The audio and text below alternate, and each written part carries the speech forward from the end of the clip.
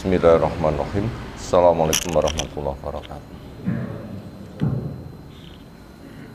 Alhamdulillahirabbil alamin. Walladzi arsala rasulahu bil huda wa dinil haqq lidhirahu 'alad dini kulli. Wa kafa billahi syahida wa asyhadu an la ilaha illallah wahdahu la syarikalah wa asyhadu anna Muhammadan abduhu wa rasuluh.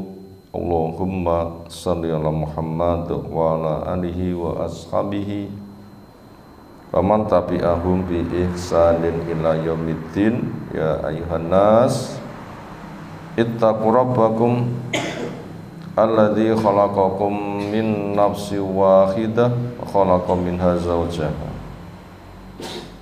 wa bassa minhuma rijalan katsiran wa nisaa'a wattaqullaha alladzi tasaaluna bihi wal arham innallaha kana 'alaikum raqiba. Wa ba'd, fa inna asdaqal hadisi kitabullah wa khairal hadyi hadi Muhammadin sallallahu alaihi wasallam, syarrul umuri muhdatsatuha wa inna kulla muhdatsatin bid'ah wa kulla bid'atin dhalalah wa kulla dhalalatin finnar.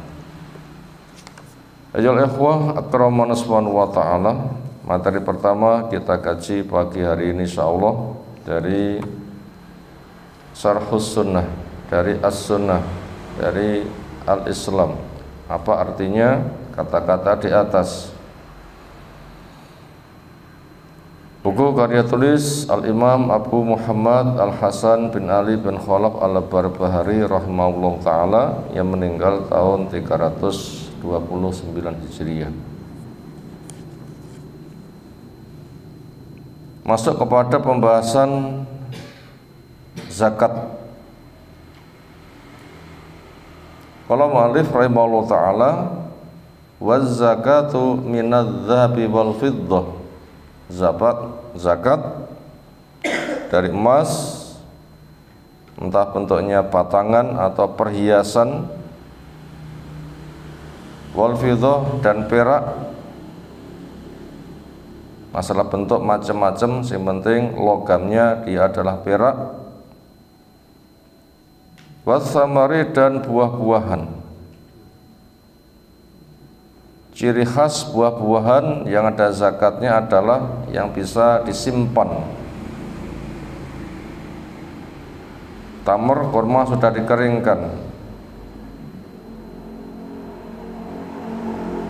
Kismis, anggur yang sudah dikeringkan. Atau benda-benda yang memang itu bisa disimpan. Wal hubub, demikian juga biji-bijian. Ciri khasnya bisa disimpan. Tepung gandum, biji gandum, yang lainnya yang digrupkan ke situ. Tebu bisa jadi gula. Di sana juga ada biji-bijian semisal padi, jagung, kacang yang bisa dikeringkan. Demikian juga wadawabi, dari binatang, unta, sapi, kambing. Kalau benda-benda tidak bisa disimpan, entah jenis tanaman atau hewan yang itu diperdagangkan, nanti masuk kepada zakat emas atau perak. Karena perdagangan nanti akan diikutkan kepada emas atau perak. Bila diuangkan nanti ikut kepada perak. Yang berlaku dalam kenyataan begitu. Emas itu ikut perak. Kita ulang, uang itu ikut perak. Kita ulang, uang itu ikut perak. Zakatnya ala ma qala Rasulullah SAW, di atas cara petunjuk yang berada di atasnya Rasul Sallallahu Alaihi Wasallam. Artinya itu dari wahyu. karena yang membagi zakat itu adalah Allah sendiri. Ketika orang-orang munafik mereka menentang, mencela kepada Nabi SAW, kenapa kok begitu? Kurang lebih jawabannya, ini memang dari wahyu, Rasul hanya membacakan. Menyangkal kepada Nabi, maka nilainya menyangkal kepada wahyu. Fa'in qasamaha, apabila dia membaginya sendiri, sadar zakat karena belum dikelola oleh waliul amri, membaginya sendiri, baca izin boleh. Wa in a'taha al-imam, ketika dia menyerahkannya kepada imam, kepada waliul amri, karena memang sudah dikelola, baca izin, maka dia juga hukumnya boleh. Bahkan setor zakat hukumnya adalah wajib apabila sudah dikelola oleh waliul amri. Kitab Fiqh Al-Wajiz tema zakat ternyata telah selesai. Di sini Syarhus Sunnah juga temanya zakat. Kesimpulannya, rangkumannya, penjabarannya sudah terkaji pada kitab fikih. Sekarang dibahas berarti bertepatan, berbarengan, berarti kita akan sampaikan rangkumannya. Zakat makna bahasa adalah an-nama, berkembang. Zakat makna bahasa an-nama, berkembang. Secara definisi adalah menghilangkan noda dari benda-benda zakawi supaya bisa berkembang. Menghilangkan noda penghalang pada benda-benda zakawi, benda-benda yang dizakati, agar bisa berkembang. Berarti dikenali dulu nodanya apa, buang, nah setelah itu nanti ditumbuh kembangkan. Kemudian pemberlakuan zakat, Allah menyebutnya bersama sholat itu 80 kali lebih. Sholat zakat, sholat zakat, sholat zakat, senada itu 80 kali lebih. Kemudian profil zakat ideal itu 9 Hijriah, pulang dari perang Tabuk. Itu profil bentuk zakat ideal, sudah ditangani oleh waliul amri. Adapun zakat sebelum itu memiliki makna muwasatul muslimin, membantu, mengurus, menyantuni kepada kaum muslimin.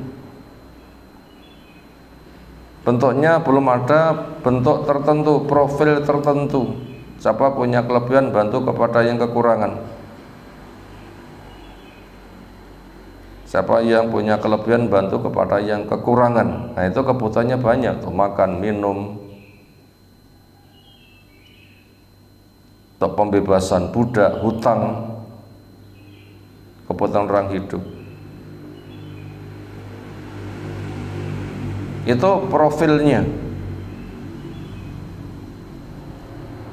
Pernah sudah sempurna 9 Hijriah. Sebelumnya zakat adalah punya makna muwasatul muslimin, memberikan bantuan kepada kaum muslimin yang membutuhkan kebendaan.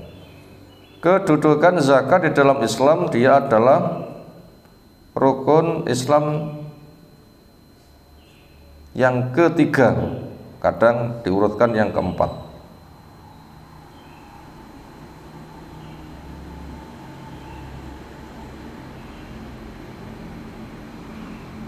Dan dia termasuk rukun, pilar penyangga.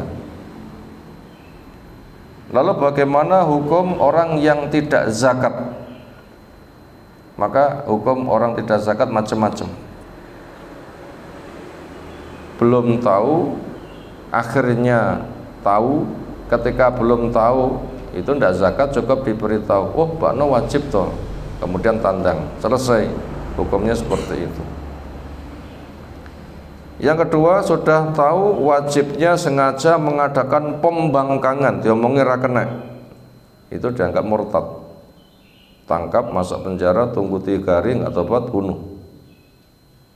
Hukum yang ketiga, tahu wajibnya, mengakui wajibnya, cuma kikir sehingga menyangkal karena kekikirannya, maka dia dipaksa untuk dihitung, diambil zakatnya, sisanya rampas separuh. Lalu hukum yang keempat, mengakui wajibnya zakat, melakukan, cuma tidak setor kepada pemerintah yang sudah mengelolanya, karena dia merasa memiliki institusi, memiliki kelompok grup yang berusaha mandiri, berarti menyaingi, ada pemerintah baru. Ibaratnya satu keluarga ada suami kedua, itu tidak boleh terjadi itu. Maka dia diperangi untuk dilumpuhkan, karena nggak boleh. Satu wilayah pemerintahannya double. Ini tentang masalah hukum zakat. Kemudian orang Islam, keselamatan dirinya setidaknya dibagi menjadi 3 macam. Dengan 2 rukun Islam cukup, atau harus dengan 3 rukun Islam, atau sempurnanya menjadi 5 dari rukun Islam yang jumlahnya 5, tapi penerapannya ada yang dengan 2 cukup, ada yang harus dengan 3. Nah, ketika sudah memungkinkan semuanya 5, 2 itu kok mengurangi tinggal 2, bukan. 3 itu mengurangi tinggal 3, bukan, tetapi kemampuan penerapannya. Orang Islam bersifat pribadi, mampunya masih 2, sudah surga. Apa? Ikrar 2 kalimat syahadat. Pertama, siap bertauhid, Allah saja yang diibadahi. Yang kedua, siap mengikuti sunnah Rasul cara beribadah. Setelah itu sholat. Setelah itu sholat, mampunya masih itu sudah surga. Kemudian apabila dia kehidupannya bermasyarakat sudah dikelola oleh waliul amri, diurus oleh waliul amri, sehingga zakat sudah diberlakukan, maka zakatnya harus diserahkan kepada waliul amri. Ketika belum dikelola, bila ternyata kaya, disalurkan pribadi. Tetap wajib zakat, tapi disalurkan pribadi. Kemudian apabila sudah semuanya, datang bulan Ramadan, datang waktu haji sudah mampu, nah, maka dia wajib puasa Ramadan, wajib untuk haji. Kemudian zakat itu termasuk bagian dari macam-macam jenis sedekah. Karena penyebutannya sering menggunakan bahasa sedekah. Innama shadaqatu lil fuqara wal masakin. Sesungguhnya zakat itu disalurkan kepada fakir miskin, sebagaimana di At-Taubah yang ke-60 itu ada 8 kelompok. Itu Allah menyebutkan dengan bahasa sedekah. Kalau begitu, berkaitan masalah harta, lalu orang itu berderma, itu namanya macam-macam. Infak bagian sedekah, zakat bagian sedekah, sedekah ya sedekah, bahasa kita berderma, bernihlah, weh-weh pada orang lain, itu masuk pada wilayah sedekah. Sehingga pendefinisiannya adalah mengikuti pendefinisian sedekah sebagai induk dari macam-macam nama. Intisarinya itu ada sedekah. Kalau kita apa maknanya? Definisinya apa? Makna bahasa pembenaran sedekah itu. Apa makna bahasa pembenaran? Secara istilah membenarkan janji Allah bahwa kebaikan itu dilipat gandakan. Penggandaannya bisa 10 kali sampai 700 kali sampai kelipatan tidak bisa dihitung. Kebaikan yang ada bentuknya bisa benda maupun bukan benda. Maka tasbih, tahmid pun juga termasuk sedekah. Punya harta berbagi juga sedekah. Bila mencapai kriteria zakat lalu diambil, itu juga masuk bagian dari sedekah.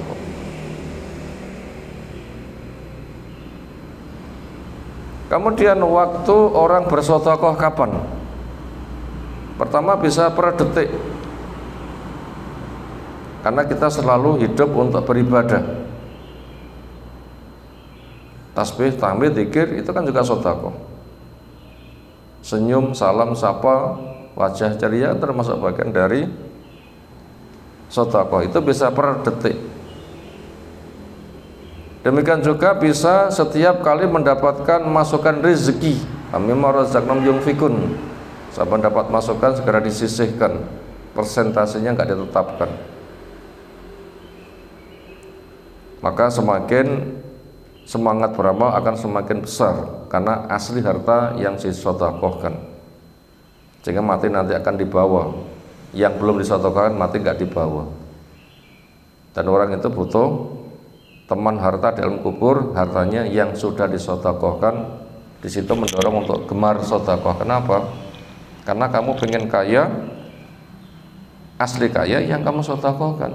Bila kamu pulang nggak sedekah, berarti mati kamu tinggal, nggak situ sugih. Ya pengen sugih ya banyak sedekah. Karena asli kehidupan itu di akhirat. Wa inna daral akhirah la yal hayawan. Kehidupan akhirat itu asli kehidupan. Dunia itu mata ghurur. Sugih kaya ngopo, mati ya dipisah, nggak situ sugih. Nah, pengen sugih banyak sedekah. Kemudian bisa sedekah per pagi, per sore, per minggu, per tahun. Nah, kalau per tahun, per haul itu sudah masuk definisi dari benda-benda zakawi. Tanam-tanaman setiap kali panen. Kemudian benda-benda zakawi yang lain itu setahun sekali. Berikutnya benda-benda zakawi itu apa? Kalau logam di sana ada emas dan perak.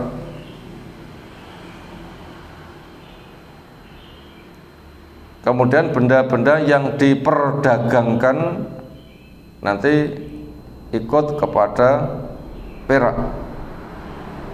Dagangannya apa? Terserah. Dagangannya sayur mayur, catati terus setahun berapa omset yang dimiliki.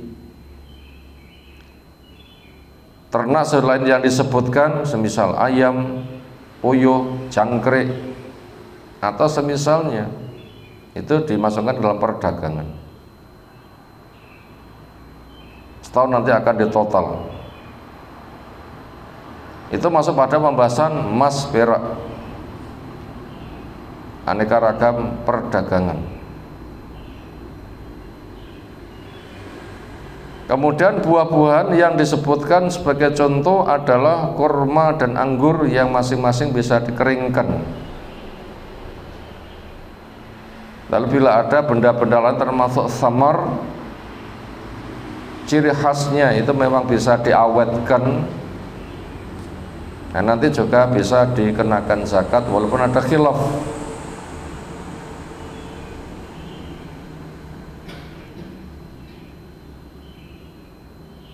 Kemudian biji-bijian semisal tepung, gandum, biji gandum, dan apa yang masuk kategori biji, ciri khasnya bisa disimpan, padi, jagung, dan lain-lain.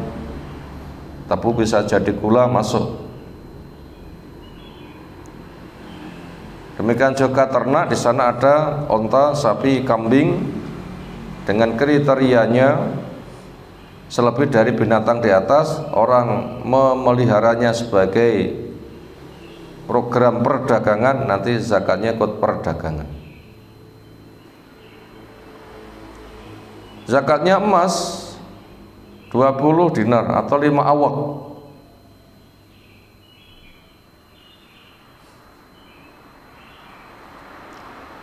Berapa 1 dinar? Sekitar 2 gram seperempat.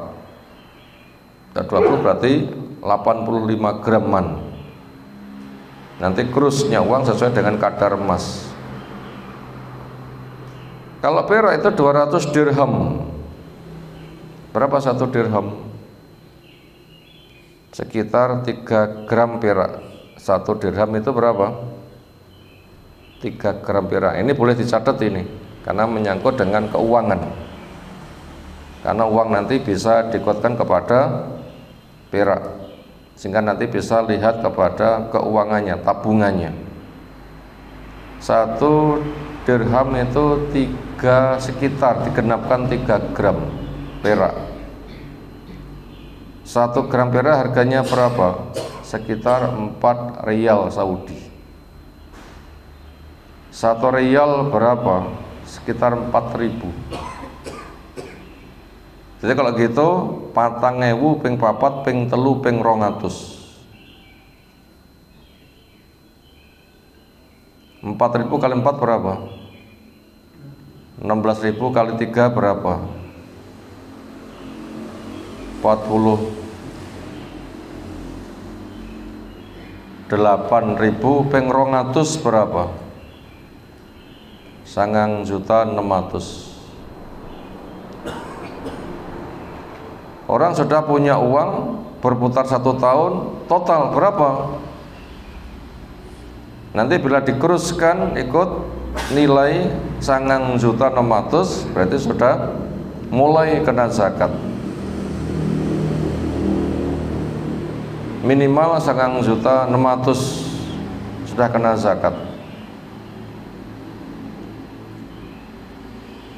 Makanya siapa punya tabungan setahun, ketika dihitung akhir tahun ternyata sudah 6.600.000-an, nah ini berarti sudah termasuk grup wong suwi kena zakat.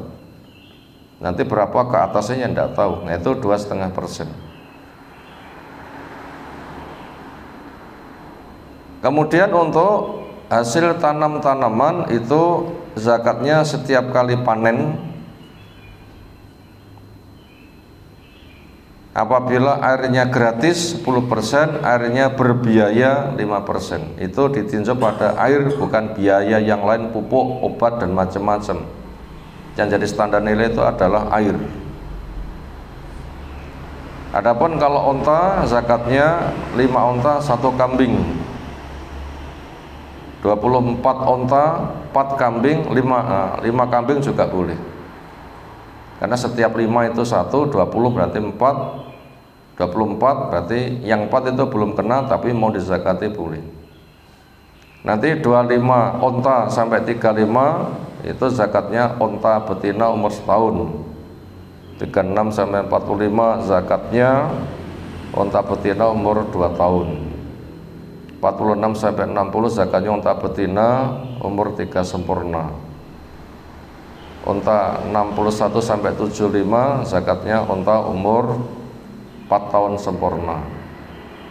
Bila sudah 76 sampai 90 zakatnya itu onta betina umur 2 tahun jumlahnya 2.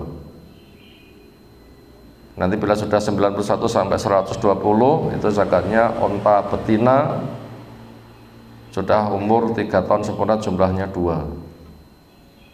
Apabila sudah lebih daripada 120, bila penambahannya 40 itu 1 unta betina umur 2 2 tahun, bila penambahannya 50 itu zakatnya unta betina umur 3 sempurna, dan nanti bisa diteruskan sendiri. Kalau sapi itu bila sudah mencapai 30, zakatnya tabi atau tabiah, bisa jantan bisa betina umur setahun, itu kan terlipatannya ikut 30. Kalau kambing 40 sampai 120 itu satu kambing. 121 200 2 kambing. 201 sampai 300 3 kambing. Berikutnya bila bertambah setiap 100 dengan 1 kambing. Itu gambaran ringkasnya seperti itu tentang tema zakat yang dibahas di sini.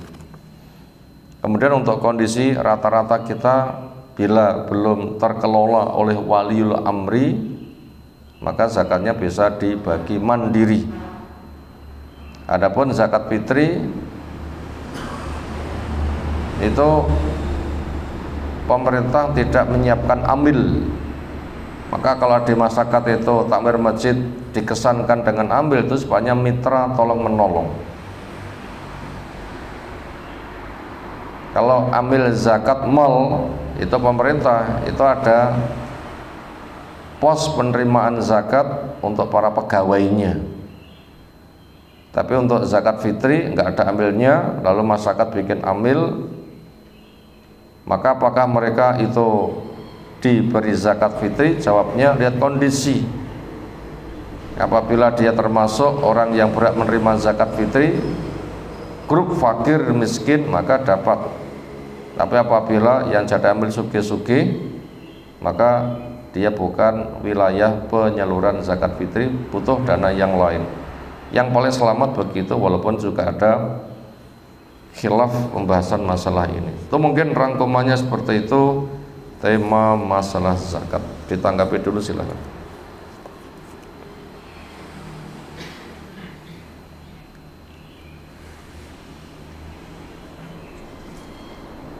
Kalau cukup, kita sekarang masuk materi yang kedua, kitab Fiqh Al-Wajiz oleh Fadlul Syekh Abdul Adim Badawi hafizallahu taala, halaman 277.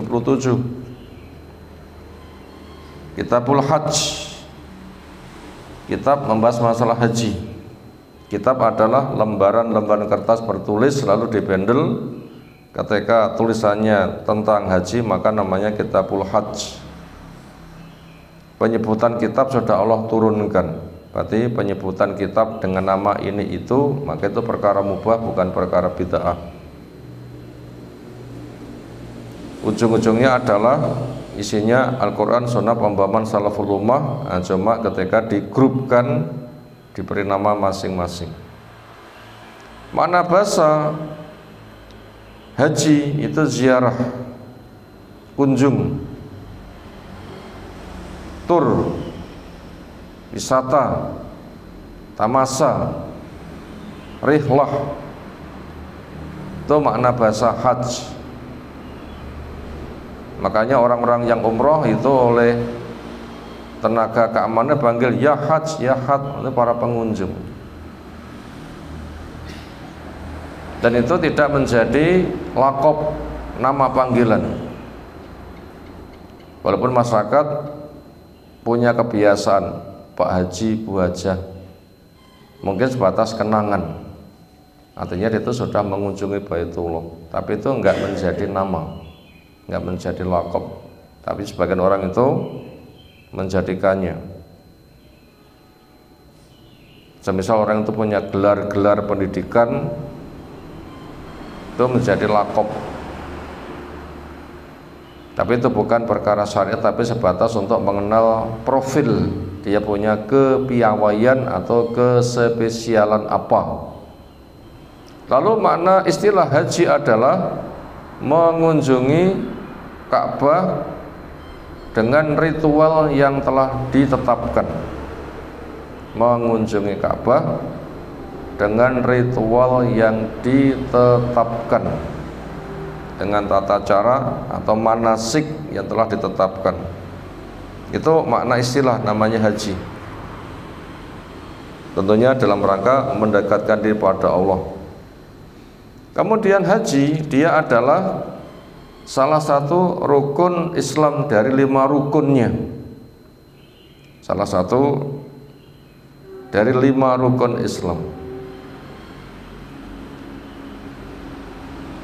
Kemudian sejarah haji, kapan mulainya ada? Sejak zaman Nabi Ibrahim. Sejarah haji sejak zaman Nabi Ibrahim. Karena pengumuman haji itu Nabi Ibrahim. Sebagaimana di Al-Hajj 27. Surah apa? Al-Hajj 27. Wa adzin finnasi bil hajj. Nanti bisa dicek ke sana. Umumkan kepada manusia untuk haji. Nabi Ibrahim yang mengumumkan. Naik gunung teriak. Allah yang menyampaikan kepada hambanya yang mereka kena syariat haji. Waktu itu Nabi Ibrahim mengumumkan yang nggak ada orang. Teriakkan. Adapun sejarah pembangunan Ka'bah itu Nabi Ibrahim. Dan itu bangunan masjid pertama di permukaan bumi. Inna awwala baitin wudi'a linnas bibakah. Mula pertama masjid yang dibangun di permukaan bumi namanya Bakkah, juga punya makna Makkah, memiliki arti keberkahan. Allah alam. Yaitu perjalanan Nabi Ibrahim yang panjang.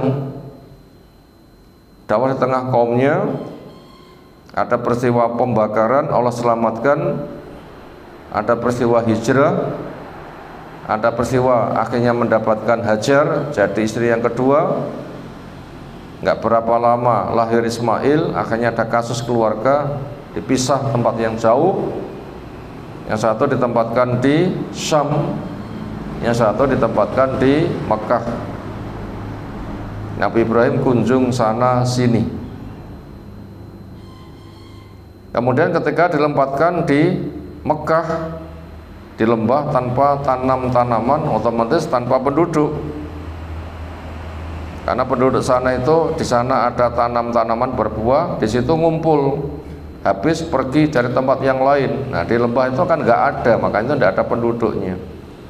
Ada satu pohon besar, Hajar, Ismail diturunkan, dititipkan kepada Allah.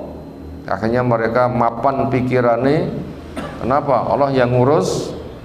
Ketika makan minum habis, ada upaya naik turun untuk mencari jalan keluar. Itu menjadi sejarah sa'i.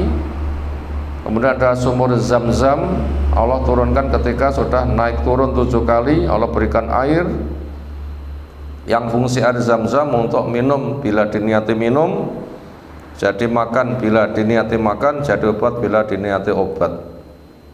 Maka dengan sebab itu Allah memberikan kehidupan kepada Hajar Ismail. Kemudian suku Jurhum melihat ada air, kemudian mereka ngumpul di situ, akhirnya terjadi perkampungan. Ismail tumbuh dewasa, ibunya meninggal, Ismail menikah, Nabi Ibrahim kunjung pertama, ketemu menantu yang pertama, lalu pulang, kunjung yang kedua, ketemu mantu yang kedua. Ini yang akhirnya menjadi menantu dipertahankan, istri Nabi Nuh yang dipertahankan. Kenapa? Karakternya sesuai, mitra perjuangan, nggak seperti yang pertama yang berkeluh kesah akhirnya dilepas. Lalu kunjung yang ketiga, setelah kangen-kangenan baru diajak membangun Ka'bah. Ketika bangunannya sudah meninggi, nggak terjangkau, cari ance-ance, ondo, tangga, itu namanya Maqam Ibrahim. Maka kuburan jangan diberi nama makam. Baru nanti bila sudah terkenal kuburan punya mana makam, nggak ada ahli ilmu ketika membaca ayat wattakhidhu mim maqami Ibrahim musalla, jadikan makam Ibrahim sebagai tempat sholat, nanti akan berubah jadi kuburan. Bahaya nggak?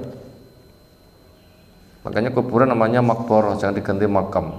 Nanti berubahnya kondisi, nggak ada ahli ilmu, masyarakat awam, nanti ayat ditafsiri mengikuti selera hawa nafsu, sehingga seolah masjid full kuburan berdasarkan Quran. Ini kacau, amat sangat membahayakan. Kuburan ya kuburan. Siapa yang jadi kepala desa, area pekuburan makam nanti direhab nanti. Pekuburan, nah, begitu, bukan makam, tapi pekuburan. Itu butuh untuk dirubah supaya nggak mempengaruhi perubahan kondisi. Kemudian ketika sudah selesai, di sana pun juga ada kisah mimpi untuk menyembelih anak, kemudian diganti dengan binatang kambing, dan Nabi Ibrahim mengumumkan haji. Nah, itu sejarah haji itu dari sana. Sejarah haji itu dari sana.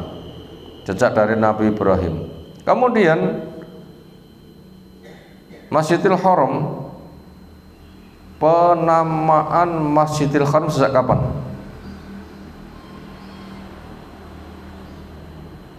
Al-Haram, Baitul Haram sejak kapan? Tapi ini berpotensi ada yang tanya, kapan itu sudah diberi nama Baitullah Al-Haram atau Masjidil Haram? Jawabnya, sejak dari Nabi Ibrahim. Karena ketika sudah meletakkan Hajar bersama Ismail, dititipkan kepada Allah, di situ Nabi Ibrahim doa sebagaimana ada di surah Ibrahim sekitar 35. Rabbana inni askantu min dzurriyyati biwadin ghairi dzalin inda baitikal muharram Rabbana liyuqimus shalah waj'al af'idatan minan nasi tahwi ilaihim. Itu ayat sekitar 35.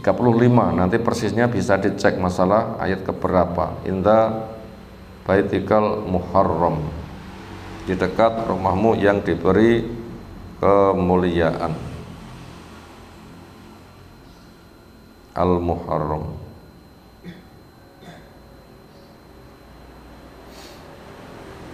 Oh, 37 ya. Ayat yang ke-37.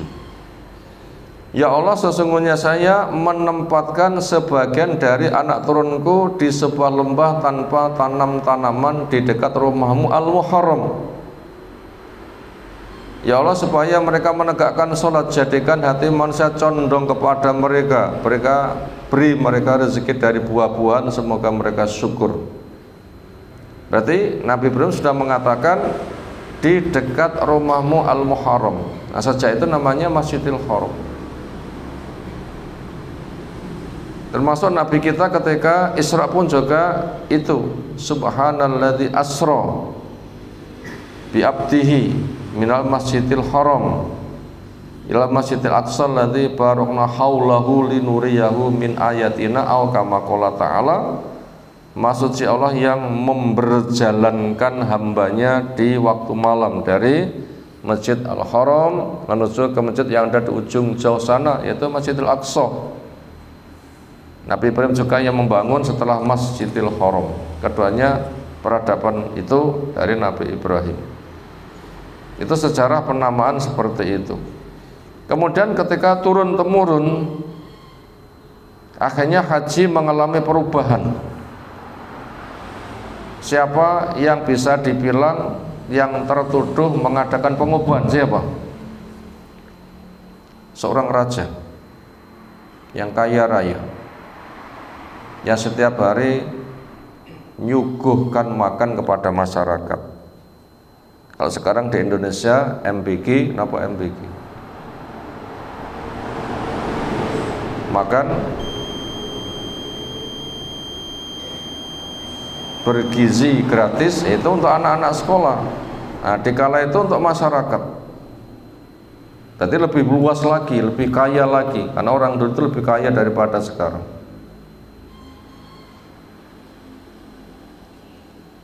Itu akhirnya mengesan di masyarakat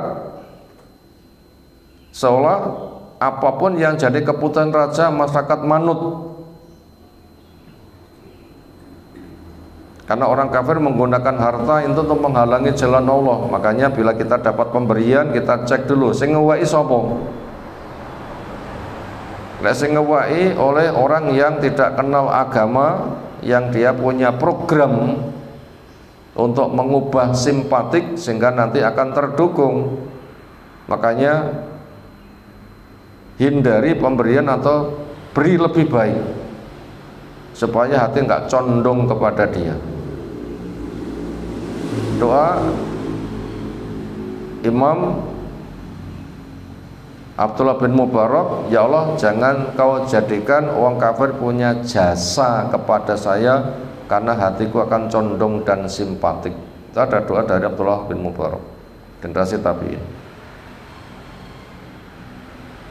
Atau untuk dakwah supaya kita tidak terbawa tapi membawa, ya kita memberi lebih banyak sehingga saya tidak condong kepada kamu, kamu yang condong kepada saya ketika berderma ini untuk menyentuh hati supaya tunduk kepada Allah. Maknanya seperti itu penting. Akhirnya ketika Raja Amr bin Luhai al-Khuzai yang kaya raya tadi, yang punya program makan setiap hari bergizi gratis, mungkin begitu untuk masyarakat total, dia sakit berobat kesam melihat penyembahan berhala, ia anggap indah, ia jadikan agama negara. Akhirnya Masjidil Haram full dengan patung. Quraisy ketika mau warisi Masjidil Haram itu juga ngubah-ngubah lagi, termasuk tempat wukufnya mestinya di Arafah dipindah ke Musdalifah. Maka itu diselisih Nabi SAW pada tahun 10 Hijriah pas Haji Wada. Jadi nanti akan kita hadisnya yang panjang lebar. Kemudian pengubahan yang lain adalah tentang masalah atribut. Siapa masuk ke Masjidil Haram tawaf harus memakai baju Quraisy. Mungkin secara seragam mungkin ada di situ, walau alam. Itu orang menyimpulkan sifatnya. Makanya harus memakai baju Quraisy, bila tidak punya harus beli. Tidak boleh memakai baju kedaerahan. Apabila nggak mau membeli, pinjam. Bila nggak dapat pinjaman, utuh. Makanya laki-laki banyak yang tawaf siang hari, perempuan lebih malu malam hari pas peteng-peteng. Akhirnya dikritisi nama Islam, yaitu khudhu zinatakum inda kulli masjidin. Gak boleh. Kapan akhirnya tawaf ada yang telanjang itu sudah ditutup total tahun berapa? 9 Hijriah. Setelah Mekah dikuasai kaum muslimin 8 Hijriah, tahun 9 Hijriah kaum muslimin haji ditugasi Abu Bakar sebagai Amir Hajj. Di antara tugasnya adalah mengumumkan sejak tahun ini sudah tidak boleh lagi orang tawaf dengan telanjang. Termasuk Ali disusulkan juga ikut menyemarakkan pengumuman penghapusan tradisi tawaf dengan telanjang. Tahun 10 Hijriah Nabi baru haji. Nah, profil haji sempurna yang terwasi sampai sekarang itu sejak 10 Hijriah. Kalau begitu, rukun Islam yang 5 penerapannya dalam bentuk profil sempurna itu tidak bareng. Kalau 2 kalimat syahadat sejak masuk Islam, sholat dalam bentuk profil sempurna, kisah Mi'raj sekitar 10 kenabian. Sebelumnya sholat itu semisal zikir pagi sore, belum dalam bentuk profil sebagaimana diturunkan ketika peristiwa Mi'raj. Kemudian kalau puasa Ramadan ditetapkan sudah profil sempurna itu tahun 2 Hijriah. Kemudian zakat 9 Hijriah, haji 10 Hijriah. Itu gambarannya ke sana. Itu tadi muqaddimah tentang masalah haji, makna bahasa, makna istilah bersama sejarahnya. Insyaallah kita ansur dari materi yang ada di kitab tentang fadlul haji wal umroh, keutamaan haji dan umroh, Di situ ada 4 dalil insyaallah kita baca walaupun ringkas. Yang pertama, an Abi Hurairah radhiyallahu anhu anna Rasulullah sallallahu alaihi wasallam qala al umratu ila umrah. Umrah satu menyusul umrah berikutnya. Mungkin ada orang yang punya program umrah ajak setiap sekian waktu, sesasi pisan mungkin. Bukan harus tapi boleh. Fadilahnya apa? Kafaratan sebagai penggugur dosa lima bainahuma, dosa-dosa yang ada di antara kedua. Umroh di bulan kemarin, umrah sekarang, nah dosa sejak kemarin sampai sekarang itu diampunkan. Lalu kapan lagi umroh, nanti dosanya akan diampunkan di antara umroh yang ada. Demikian juga al-haju al-mabrur, haji yang mabrur, laisalu jaza ila jannah, tidak ada balasan kecuali surga. Lalu amal soleh seperti itu akan berfungsi diantaranya penggugur dosa dan ada fungsi yang lain, yaitu pahala dan peninggian derajat. Itu syaratnya adalah selagi dosa besar dijauhi. Intajtanibu kaba'ira ma tunhauna anhu nukaffiru ankum sayi'atikum. Bila dosa-dosa besar yang kamu dilarang kamu bisa menjauhinya, nah, amal soleh akan diterima. Itu fadilah yang pertama. Terutama orang yang berdomisili di sana itu boleh umroh setiap bulan. Karena ada sebagian orang itu cukur saja dengan umroh, hanya nanti pahalanya double. Cukur dengan program nopo umroh. Mungkin bahasa guyone nyanti cukur nyanti nyamuka aduh men ya umroh dhisik. Nanti selesai saya sopa marwah kan cukur ya kan. Itu bila memungkinkan silahkan senada dengan itu, atau lebih sering seminggu pisan bila itu memang memungkinkan. Untuk orang yang dekat sana kan bisa kan. Nah, untuk orang sini ya tidak iso, karena ikut travel dulu begitu, mungkin sekarang lebih bebas, mandiri mungkin boleh.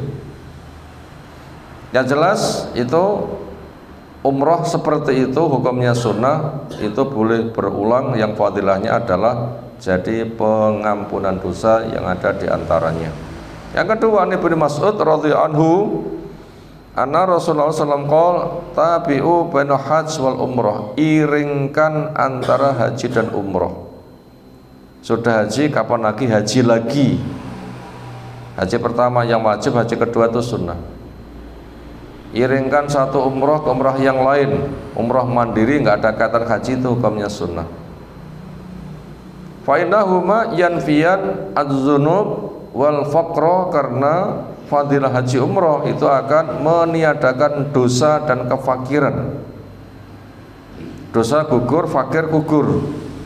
Karena bisa umroh tandanya kaya, dan nanti Allah akan memberikan ganti.